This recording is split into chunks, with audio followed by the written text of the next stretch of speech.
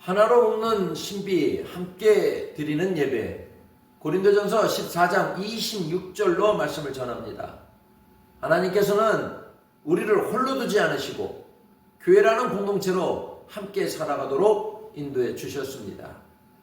고린도전서 14장 26절은 우리가 모일 때 어떤 모습이어야 할까요? 라는 사도 바울의 질문으로 시작합니다.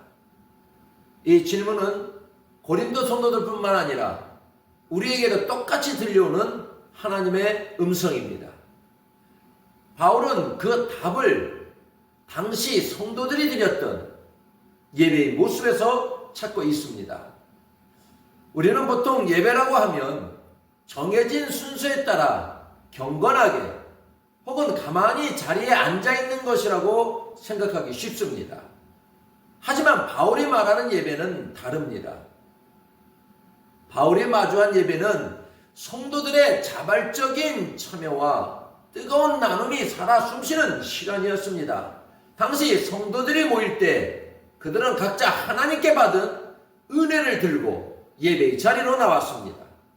어떤 사람은 한 주 동안 세상에서 힘들게 살면서도 눈물로 깨달은 감사의 노래를 가져왔고, 어떤 사람은 말씀을 읽으며 삶을 변화시킨 진리의 고백을 가져왔습니다. 또 어떤 사람은 하나님이 주신 특별한 재능들을 가지고 기쁘게 나왔습니다. 이처럼 소중한 마음으로 예배 자리에 모이는 이유는 하나님께로부터 받은 은혜와 사랑이 너무나 커서 도저히 가만히 있을 수가 없기 때문입니다. 인생을 살아가다 보면 사람에게 큰 은혜를 입거나 정말 고마운 일을 겪을 때가 있습니다. 그럴 때 우리는 어떻게 하십니까? 반드시 그분을 찾아가 고맙다는 인사를 전하고 작은 선물이라도 준비해서 그 마음을 표현하려 애쓸 것입니다. 그것이 사람의 마땅한 도리이고 기쁨이기 때문입니다. 우리의 예배 또한 우리를 지키시고 인도하신 하나님의 손길이 너무나 감사해서 그분께 마땅히 드려야 할 감사의 마음을 가지고 예배 자리에 나오는 것입니다. 하나님, 저를 사랑해 주셔서 감사합니다. 이 은혜가 너무 귀해서 저의 마음과 찬양을 올려드립니다 라고 고백하며 하나님께 영광을 돌리는 시간이 예배입니다. 만족한 식탁의 즐거움이 함께 나누는 사람들에게 있듯이 예배의 신비 또한 함께 함에 있습니다. 여기서 우리가 말하는 신비란 결코 어렵거나 멀리 있는 것이 아닙니다. 내 힘으로는 도저히 해결할 수 없던 마음의 짐이나 혼자서는 감당하기 벅찼던 슬픔들이 우리가 한 마음으로 모여 예배할 때 하나님의 은혜로 씻기듯 사라지는 기분 좋은 기적을 말합니다. 나 혼자서는 보이지 않던 소망의 길이 지체들과 함께 찬양하고 기도하는 중에 환하게 열리는 것, 이것이 바로 하나님이 우리에게 주신 예배의 신비입니다. 소박한 음식이라도 여러 사람이 웃으며 함께 먹으면 그 맛이 배가 되듯이 예배도 이와 같습니다. 나 혼자 드리는 예배도 귀하지만 한마음 한뜻이 된 성도들이 모여 함께 드릴 때 그 기쁨과 감격은 훨씬 더 깊어집니다. 옆 사람의 찬양 소리에 힘을 얻기도 하고 앞 사람의 간절한 기도 소리에 내 식었던 마음이 뜨거워지는 경험을 여러분은 분명히 해보셨을 것입니다. 우리의 삶의 모습 속에서도 함께하는 신비를 발견할 수 있습니다. 역사를 돌아보면 미국이라는 나라는 처음부터 그렇게 큰 나라가 아니었습니다.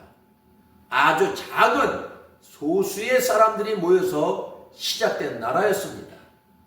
그들은 처음 모였을 때 서로 너무나 달랐습니다. 살던 곳도 다르고 말투도 다르고 신앙의 모습도 조금씩 차이가 있었습니다. 하지만 그들은 서로에게 나처럼 똑같이 변해라 라고 강요하지 않았습니다. 대신 자유라는 소중한 가치 하나를 붙들고 서로의 다름을 귀하게 여겼습니다. 각자의 색깔을 잃지 않으면서도 함께하는 연합을 만들어낸 것입니다. 미국이 처음 세워질 때 어떤 사람은 머리를 맞대고 법을 세웠고 어떤 사람은 행정을 맡았으며 어떤 사람은 직접 거친 현장에 나가 땀을 흘렸습니다. 혼자서는 도저히 할 수 없었던 독립이라는 원대한 꿈은 서로의 잘하는 점들이 마치 톱니바퀴처럼 정교하게 맞물렸을 때 이루어졌습니다.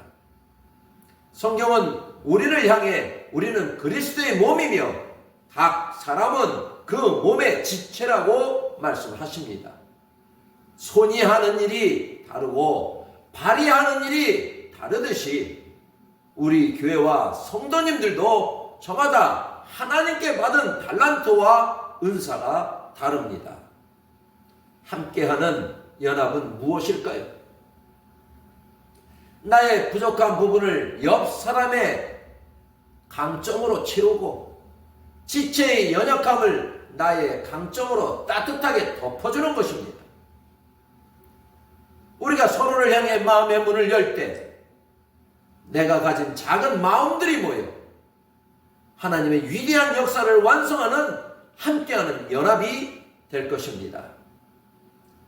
오늘 본문은 이 모든 은사들이 결국 하나의 목적지를 향해야 한다고 결론 짓습니다.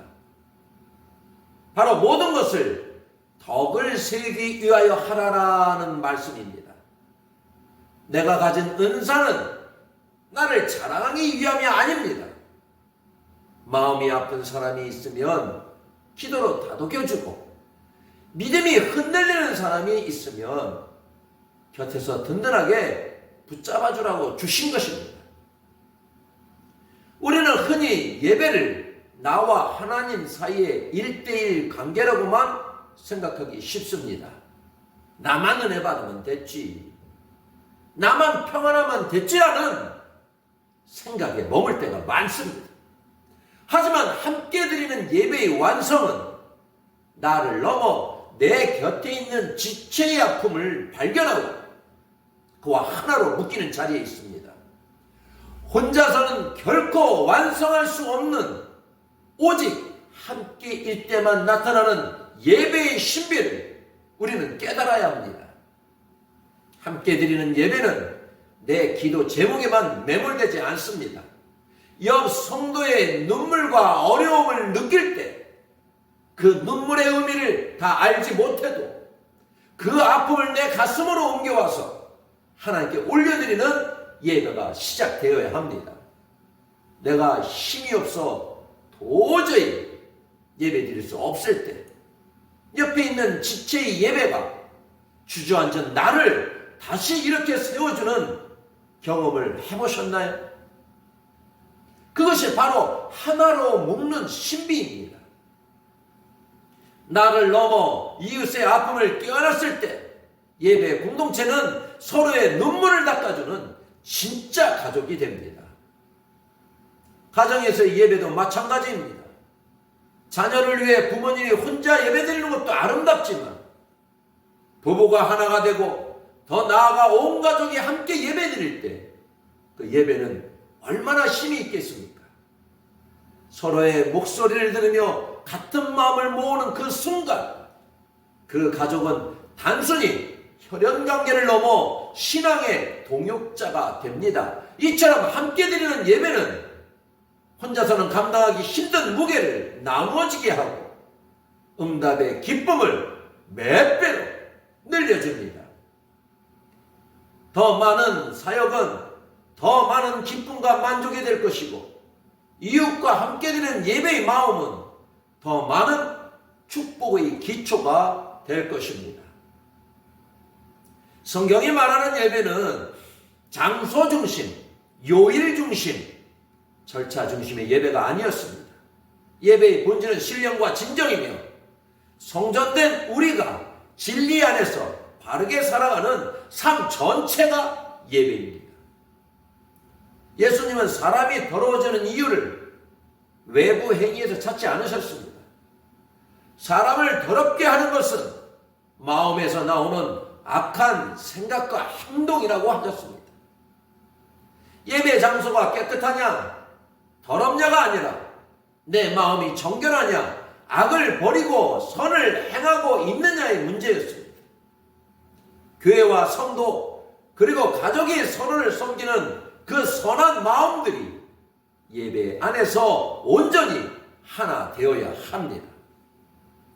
예배를 통해 우리 안에 어두운 생각과 모습은 사라지고 그 자리에 채워진 은혜는 세상을 이길 넉넉한 기쁨이 될 것입니다. 예배의 친교와 하나됨은 기쁠 때나 슬플 때나 우리의 삶에 직접적으로 위로와 기쁨을 가져다 줄 것입니다. 즐거운 일이 있다면 함께함을 통해 더 많은 사람의 축하와 축복이 있을 것이고, 위로를 받을 일이 있다면 그 역시 함께함을 통해 더 많은 사람들의 위로가 있을 것입니다. 나 혼자만의 예배가 아닌 더 많은 사람들이 함께 드리는 예배가 된다면 얼마나 많은 기적과 축복이 우리에게 있겠습니까? 우리 한 사람 한 사람 각자의 자리에서 예배자로 살아갈 때 세상은 변하기 시작합니다. 내 삶이 곧 예배가 될 때 내가 있는 그곳에 바로 하나님의 나라가 이루어지는 것입니다. 거창한 설교가 아니라 우리의 정직한 삶으로, 화려한 찬양이 아니라 우리의 선한 행실로 하나님을 높여드립시다. 보이지 않는 곳에서 서로를 위해 마음을 모으는 그 헌신이 있을 때 소수의 함께 드리는 예배는 세상을 바꾸는 강력한 힘이 됩니다. 나의 은사로 누군가의 눈물을 닦아주고 누군가의 기도로 내가 다시 일어서는 이 하나로 묶는 신비를 경험하시기를 바라겠습니다. 우리가 함께 드리는 예배가 왜 이토록 중요할까요? 하나님께서는 세상을 창조하실 때부터 보시기에 좋았더라고 말씀하셨지만 단 한 가지 좋지 않게 보신 것이 있었습니다. 하나님은 사람이 혼자 있는 것을 안타까워하셨습니다. 단순히 짝이 있어야 한다는 말이 아니라 사람은 서로 어울려 살아갈 때 가장 아름다운 존재라는 의미입니다. 우리는 함께할 때 비로소 완성되는 존재로 지어졌기 때문입니다. 예배도 마찬가지입니다. 하나님께서는 지극히 작은 자들이 함께 모여 서로의 마음을 합하여 함께 드리는 예배를 더 기다리십니다. 예배 안에서 일어나는 연합은 우리 삶의 질서 자체를 바꿔버립니다. 옆 사람의 약함은 내가 섬길 기회가 되고 나의 부족함은 다른 이의 섬김을 통해 채워집니다. 이것이 바로 하나님 나라의 경제학이며 예배의 신비입니다. 우리가 이 신비를 맛볼 때 세상에 줄 수 없는 깊은 안정감과 평안을 누리게 됩니다. 내가 혼자가 아니구나, 나를 위해 기도하는 지체가 있구나라는 깨달음은 우리를 다시 살게 하는 힘이 됩니다. 또한 함께 드리는 예배는 기적을 낳습니다. 성경을 보십시오. 오순절 다락방에서 성령이 임하셨을 때 그들은 다 같이 한 곳에 모여 있었습니다. 마음을 같이하여 기도에 힘들 때 하늘문이 열리는 것입니다. 여러분의 가정을 생각해 보십시오. 가정이 하나의 작은 교회가 되어 함께 예배드릴 때 그 가정에는 세상이 흔들 수 없는 거룩한 울타리가 쳐지는 것입니다. 부모의 기도를 듣고 자란 자녀는 방황할지언정 아주 길을 잃지는 않습니다.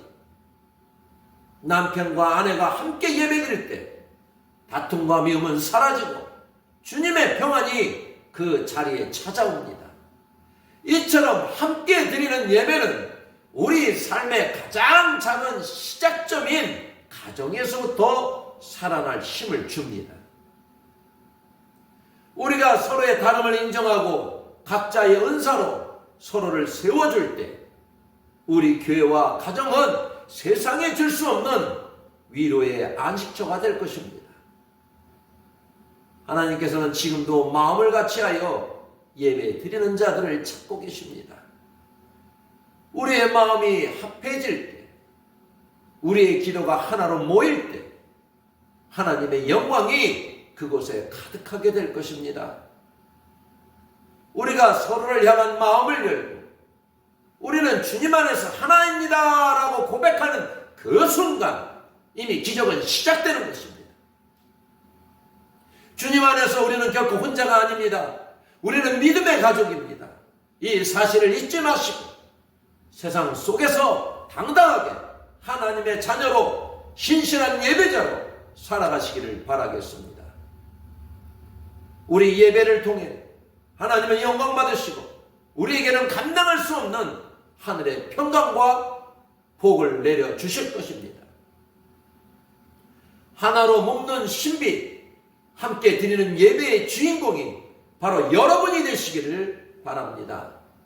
여러분의 모든 삶의 자리가 하나님이 임재하는 성소가 되고 모든 만남이 예배의 연장이 되기를 바랍니다.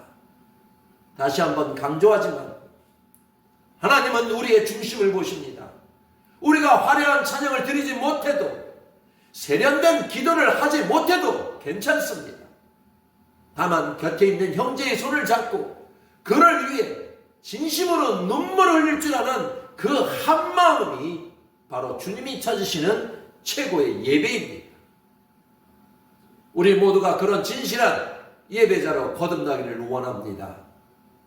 서로를 바라보는 우리의 시선이 따뜻해질 때, 서로를 대하는 우리의 손길이 부드러워질 때 우리의 예배는 세상으로 흘러가게 될 것입니다.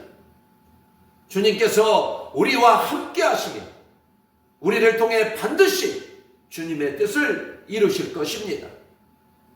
함께 드리는 예배의 감격 속에서 날마다 승리하는 삶을 사시길 주님의 이름으로 소망하고 축복합니다. 기도하겠습니다.